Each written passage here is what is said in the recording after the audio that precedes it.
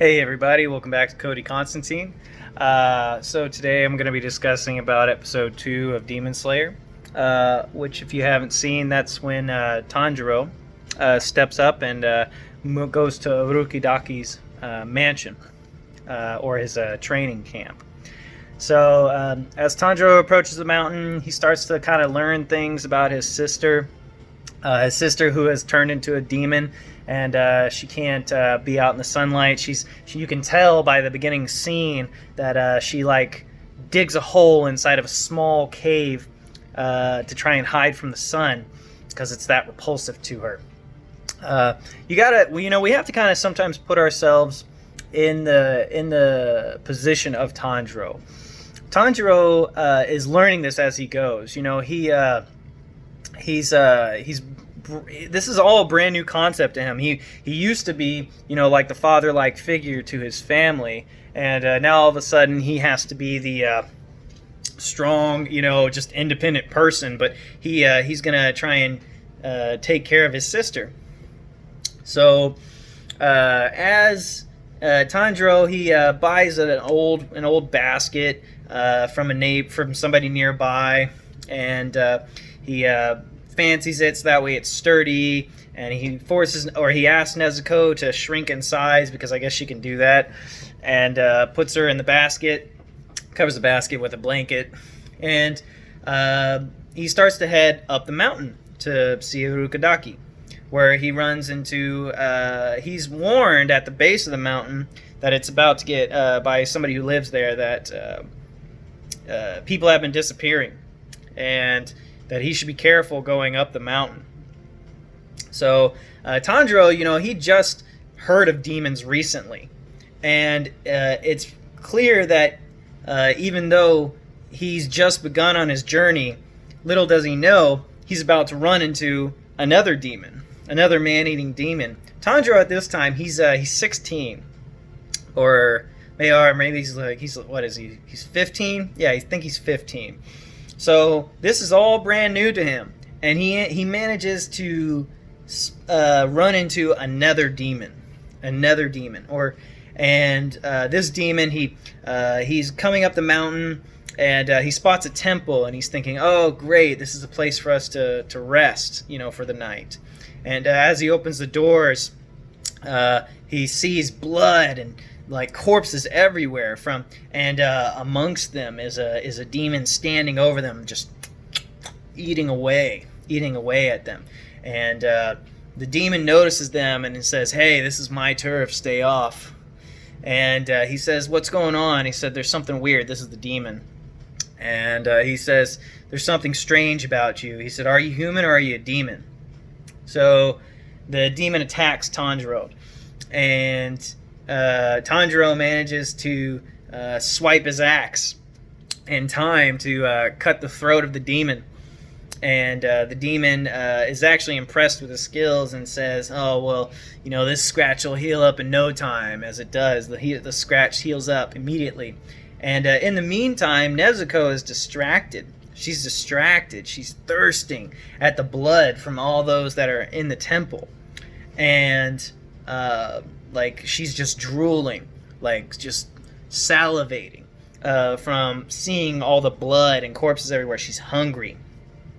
And the demon is actually besting Tanjiro, though, in their fight. And he's actually about to kill Tanjiro when when Nezuko hears Tanjiro's scream. Nezuko grabs a hold of herself, and she runs and kicks off the head of the demon. It's one of the coolest things ever. See, this is so cool because, it was Guguk. In my last video, when I was talking about other channels, Guguk is one of them. He's the one from UK that I mentioned earlier. He's a very good channel. You should check him out. But he made a good point about how, Nezuko is the best girl, is anime's best girl. And I'm inclined to agree because, just as Guguk said, you don't just protect her, she protects you too. So she gets head pats, and she gives head pats. So, but anyways, Tanjiro, I also really like this scene because for those who have seen it, this is spoiler territory, but for those who have seen it, Tanjiro ends up fighting the demon. The demon actually grew arms from its head and ran towards Tanjiro to try and attack him, which Tanjiro uses his axe to block. And the inanimate body, or the body of the demon, which is lying there, ends up actually fighting Nezuko. Don't know how I can see it. Just can, I guess.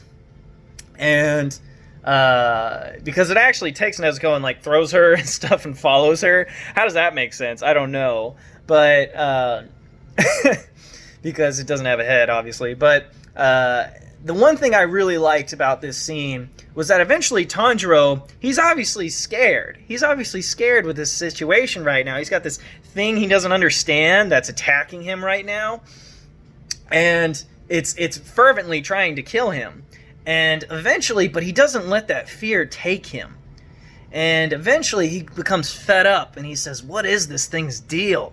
Growing arms from its head and using its hair to entangle me." Or to entangle my hands with the axe. And he ends up just growing frustrated and just angry now. He is no longer fearful, he is angry.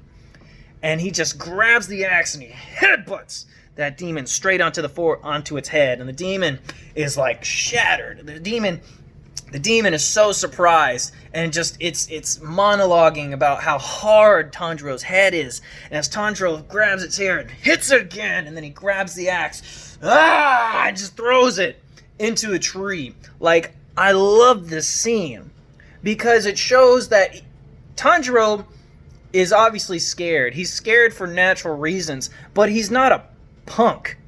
He's not going to let you walk all over him.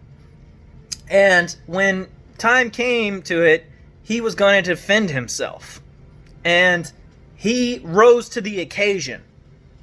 And I think that there's a lesson in that. Put whatever fear you have aside, he rose to the occasion to defend himself. He didn't question what its motives were. He didn't question how it was going to do it. He didn't sit there in fear and wonder about how he was going to die. But he fought back. And I'm pretty sure a lot of that is stemmed because he wanted to protect his sister. Or he wanted to go to his sister and he knew he didn't have time. So after he ends up saving his sister, he saves his sister by tackling the body because when he threw the axe, it pinned the head to the tree, and the head couldn't move after that. So Tanjiro runs off, finds his sister, tackles the body of the demon, and ends up pushing it off of a cliff with his sister saving him. After which, the body dies. It falls like 1,000 feet and dies, and Tanjiro returns back to the head, where he grabs a blade. It's I believe it's a wakizashi. Looks like a wakizashi blade, a short sword. And he's stressing out because he's thinking, I have to kill this thing. I have to. And he's breathing deep. He can't do it. Urukadaki then steps in, where he reaches out and touches Tanjiro on the shoulder, and he says, "What are you waiting for?" He says, "That's not going to kill it." And he says, "Well, how? How can I kill it?" And he says, "You tell me."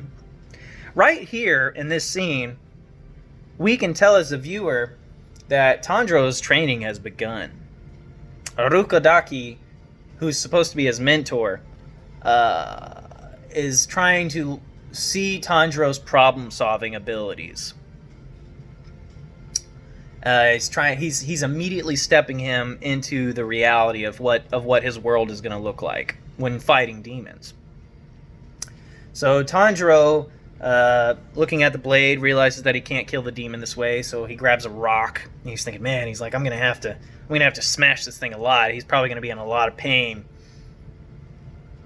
See, even then, no matter how much this demon tried to kill him, he still has empathy for his enemy. And Urukadaki, meanwhile, while Tanjiro is figuring out what to do, he's burying the bodies of those that are left in the temple. And Tanjiro doesn't make it in time. He sits there for too long, and the demon ends up dying from the rising of the sun, where the demon screams in agony as he's burned to ash. Urukadaki then asks him, Tanjiro, what will you do when your sister devours a human? Tanjiro's stuck with this question. He doesn't know how to respond. Which Urukadaki comes up and backhand him in the face. He says, you're slow. You're indecisive. I'll tell you what to do. I'll tell you what you can do. If your sister devours a human, you kill her, and then you slice your own belly and die. Because that is what it is going to take for you to atone for your sin. See, because Urukadaki's trying to get him to accept that the responsibility he has and what it's going to cost for him to go upon this path to protect his sister. To which Tanjiro passionately agrees that he's willing to accept that cost. And Urukadaki says, fine, carry your sister on your back and follow me. Now, there's a lot of symbolism behind Tanjiro carrying his sister on his back. It's that he's literally carrying her burdens. And that there's a lot of symbolism to that in family. That he's literally carrying the burden of his sister, his familial bond with this person. He's willing to sacrifice, and he's not only just carrying her, just to travel, but to train, to exercise, to protect her. And there's a lot of character behind that. I think that there's a lot that people can learn from that experience. So, and to end this video, Tanjiro, he runs with his sister on his back to Urukadaki's cabin. Urukadaki makes him run up the mountain. Y'all don't know this about me, but I actually was in the military at one point in my life, and we trained in the mountains. And, the air is thinner. The air is thinner on mountains. The higher you go, the thinner the air. So, with Tanjiro, he walks Tanjiro up the mountain. He says, you have to be at the base of the mountain before sunrise. And he says, and I won't wait this time. And Tanjiro, as he's trailing down the mountain, and he's catching a bunch of traps as on his way down, but he realizes that he accepted this. Like, can you imagine going down that? You can't breathe, you're panicking, your heart's beating fast, you're dizzy. But he said that he was going to walk this walk. And that's what he does. He walks the walk. I absolutely love the character that Tanjiro is, because I feel like he brings about a lot of principles that don't really exist today in a lot of people. And I think that a lot of people could really grow from it. Hence why I'm doing this channel. So I would encourage you to watch the series. You can watch it on Hulu or Crunchyroll. But yeah, and just enjoy, because I assure you, I don't think a dime was spared for this show. There was a lot of money, artwork, music, everything put into this show. So, and I'm going to continue with this series I'm going to stick with this series until it's over with, and I will stick with this channel until it's over with, because it really is a masterpiece. So, thanks again for tuning in, and this is Cody Constantine. Catch you next time.